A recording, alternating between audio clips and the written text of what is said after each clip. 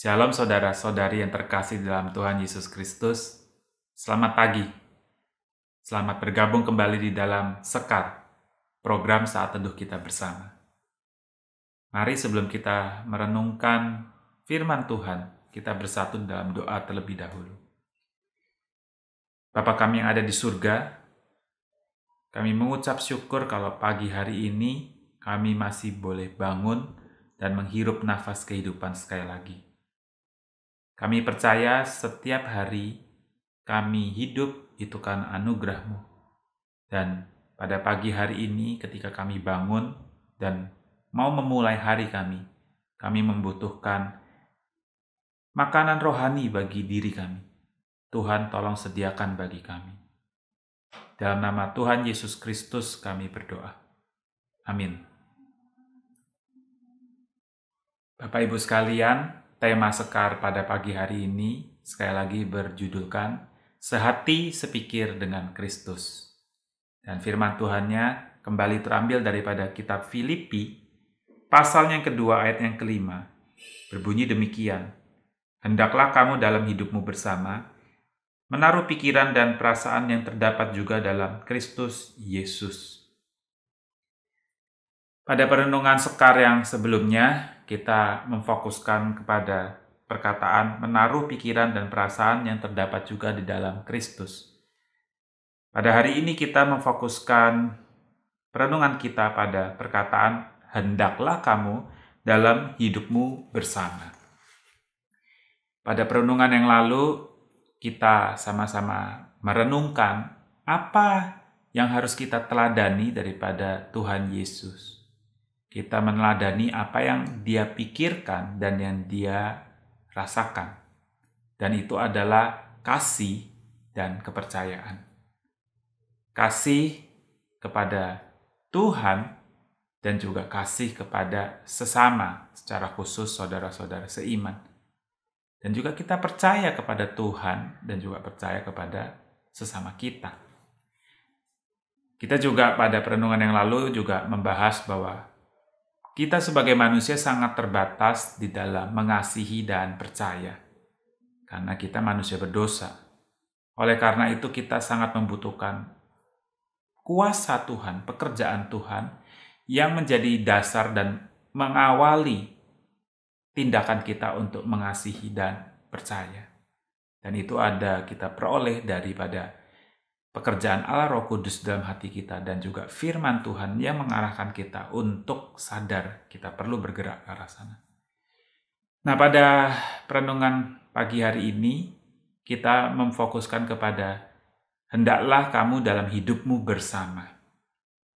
Saudara-saudara sekalian, ternyata Rasul Paulus menasihati kepada jemaat Tuhan.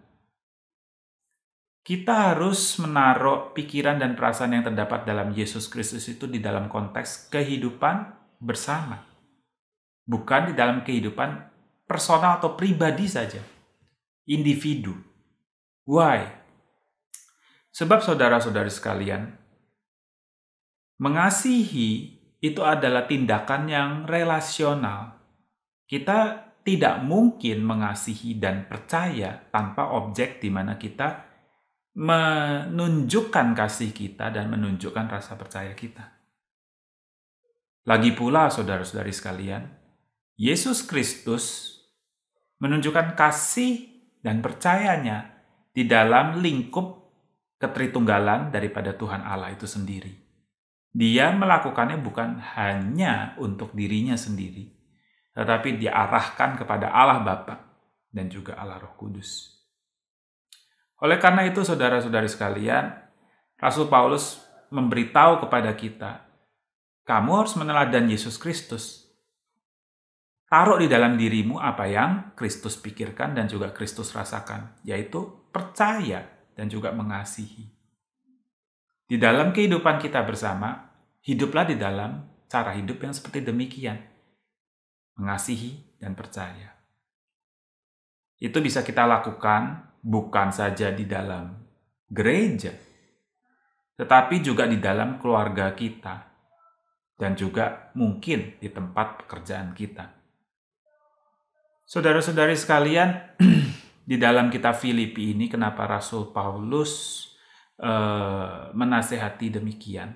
Karena ada indikasi bahwa jemaat di mana mereka yang menerima surat Filipi ini ada kondisi di mana pada saat itu jemaat Tuhan pada saat itu mengalami perpecahan, mengalami kebersatuan.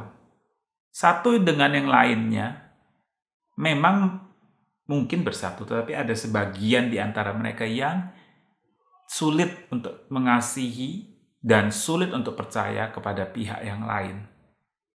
Kalau kita perhatikan di dalam kitab Filipi pasal 2 ayatnya yang ke-21. Kitab Filipi pasal 2 ayat yang ke-21. Di situ dikatakan, sebab semuanya mencari kepentingannya sendiri, bukan kepentingan Kristus Yesus. Jadi ada indikasi bahwa jemaat di mana mereka menerima surat daripada Rasul Paulus ini, mereka mencari kepentingan mereka sendiri. Sehingga tindakan mengasihi dan percaya itu menjadi luntur di dalam komunitas mereka. Nah, saudara-saudara sekalian, di dalam kehidupan kita berkomunitas, terutama di dalam kehidupan kita berjemaat, bergereja, kita harus menyadari bahwa tentu pasti ada konflik, pasti ada gesekan. Tidak mungkin kita semuanya adem ayem dan semuanya bersatu dengan begitu mudahnya. Why? Karena setiap daripada kita berdosa. Sehingga sudah menjadi natur daripada manusia berdosa, terpecah belah dan saling berkonflik. Ada sifat dosa yang menghalangi kesatuan itu untuk bisa sempurna.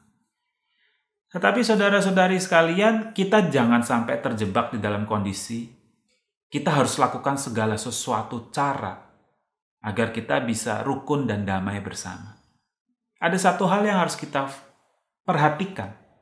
Di dalam kebersatuan sebagai jemaat Tuhan atau gereja Tuhan, kita bukan menggunakan segala cara atau menutupi dosa ataupun segala macam hal lainnya supaya kita tetap bisa bersatu. Bukan begitu caranya, saudara-saudara sekalian.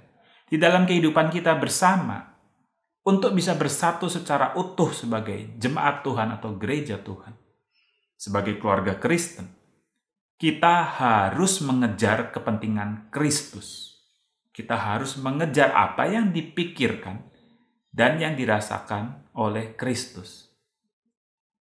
Walaupun itu memang berbicara tentang kasih dan percaya, tetapi semua hal itu harus berada di dalam kepentingan, di dalam Kristus, di dalam kebenaran Dia.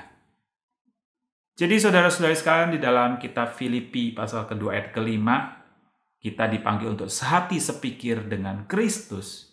Kita dipanggil di dalam kehidupan kita bersama untuk hidup di dalam kasih dan rasa percaya yang dipagari, yang dibatasi di dalam ranah kepentingan Kristus, di dalam kebenaran Tuhan.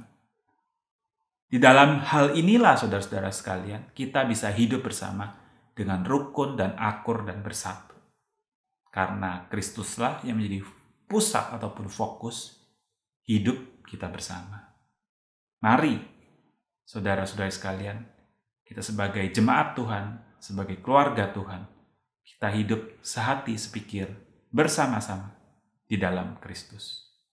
Tuhan Yesus memberkati kita semua. Amin. Bapa kami di dalam surga, kami berdoa memohon ampun ya Tuhan, kalau di dalam keseharian kami, lebih sering kami memikirkan dan mengutamakan kepentingan diri kami sendiri.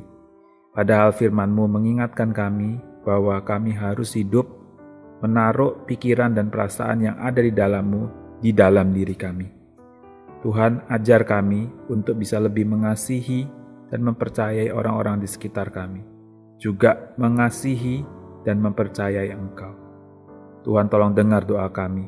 Di dalam nama Tuhan Yesus Kristus kami berdoa. Amin. Pokok doa yang pertama, marilah kita berdoa agar Tuhan memampukan kita lebih lagi mengasihi dan mempercayai setiap anggota keluarga kita.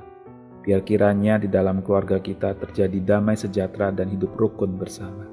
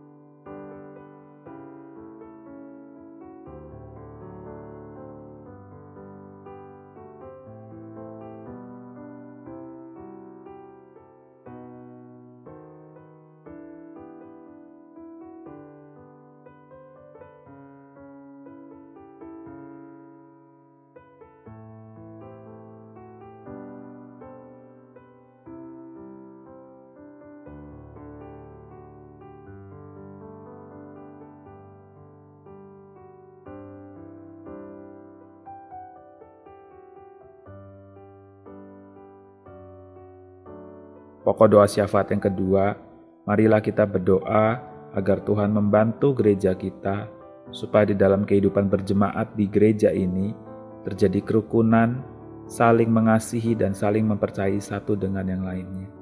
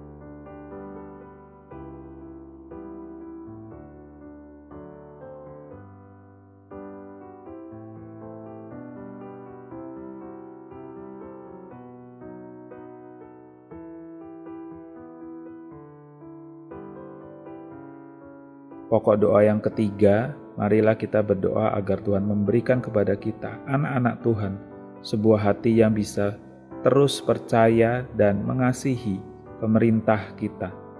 Kita tahu pemerintah kita memiliki banyak kekurangan, tapi biarlah kita memiliki sikap yang positif dan mempercayai bahwa segala sesuatunya berada di dalam pimpinan dan tanggung jawab Tuhan.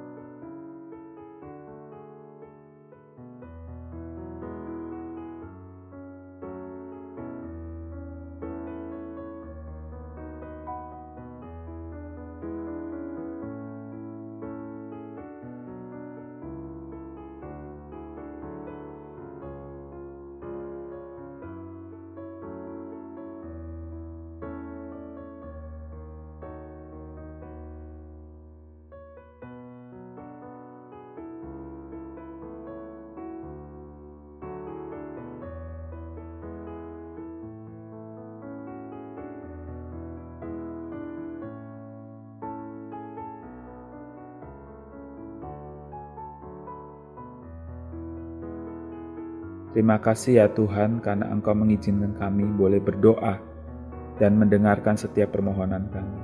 Biarlah kiranya Engkau mengabulkannya sesuai dengan waktu dan rencana-Mu. Di dalam nama Tuhan Yesus Kristus kami berdoa. Amin.